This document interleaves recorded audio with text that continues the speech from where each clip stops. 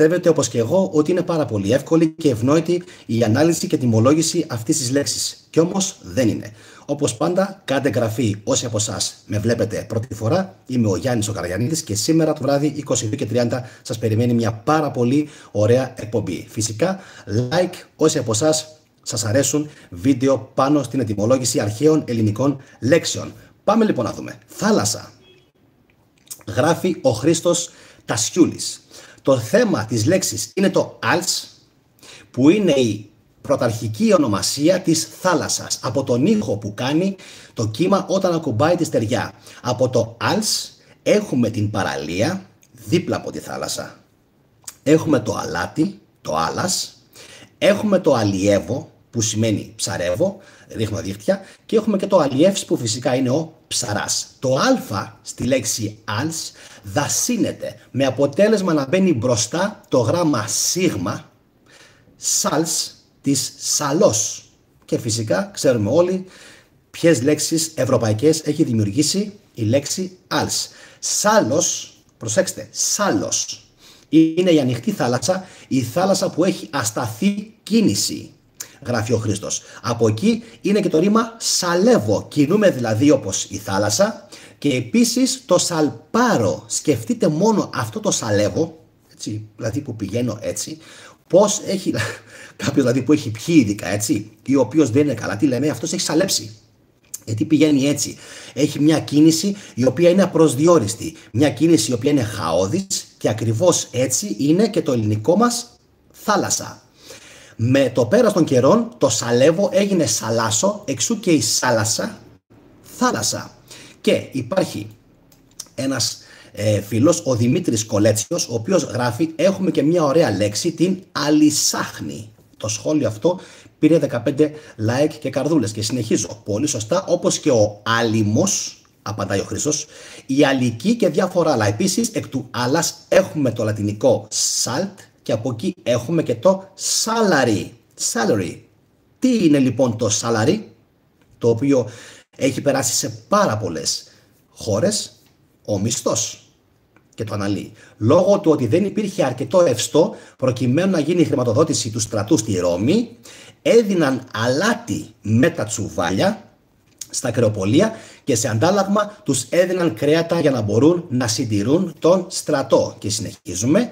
Ακριβώς το αλάτι, επειδή δεν έχει στενό υποκατάστατο, το χρησιμοποιούσαν ως χρήμα, και επειδή έμπαινε και στην κατσαρόλα, στο μαγείρεμα, βγήκε η έκφραση «μου έφαγες τα λεφτά». Καταπληκτικό.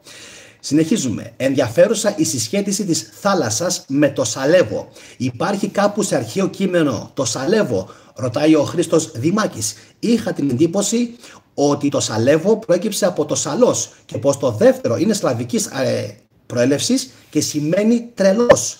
Δεν χρειάζεται να πούμε ότι και στην χριστιανική ορολογία υπάρχουν οι σαλοί. Έτσι, και σήμερα ακόμα στην εποχή μας λέμε αυτός είναι σαλεμένος. Έτσι, συνεχίζουμε.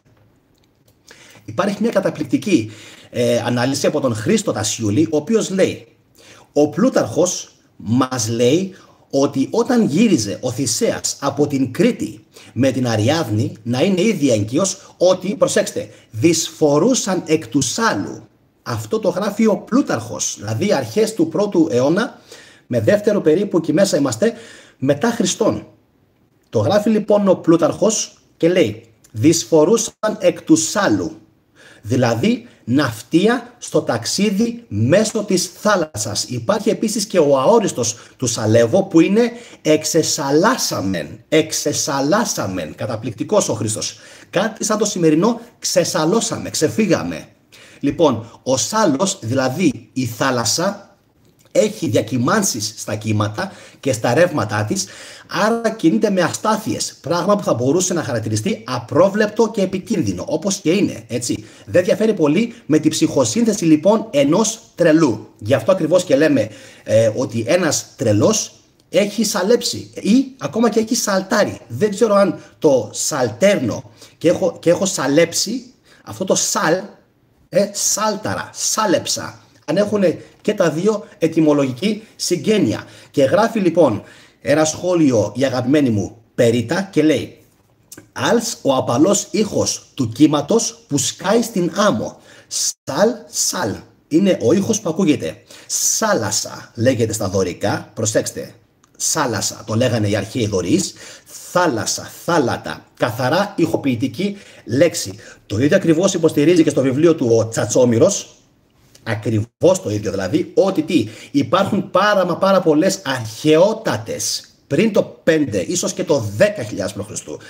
λέξεις αρχαίες ελληνικές, οι οποίες είναι τι, ηχοποιητικές. Δηλαδή, αφουγκράζονταν οι αρχαίοι μας πρόγονοι τους ήχους της φύσης και δημιουργούσαν λέξεις μέσα από αυτούς τους ήχους. Κάντε εγγραφή όσοι από εσάς με βλέπετε πρώτη φορά σήμερα το βράδυ, επαναλαμβάνω αυτό που είπα και πριν, καταπληκτική εκπομπή. Δεν σας αποκαλύπτω προς στιγμήν τίποτα άλλο. Φυσικά, like όσοι από εσάς θέλετε να βλέπετε παρόμοια βίντεο. Και συνεχίζει και βέβαια, εκτός από τις λέξεις als και θάλασσα, υπάρχουν και άλλες ονομασίες για την σάλασσα. Ακούστε.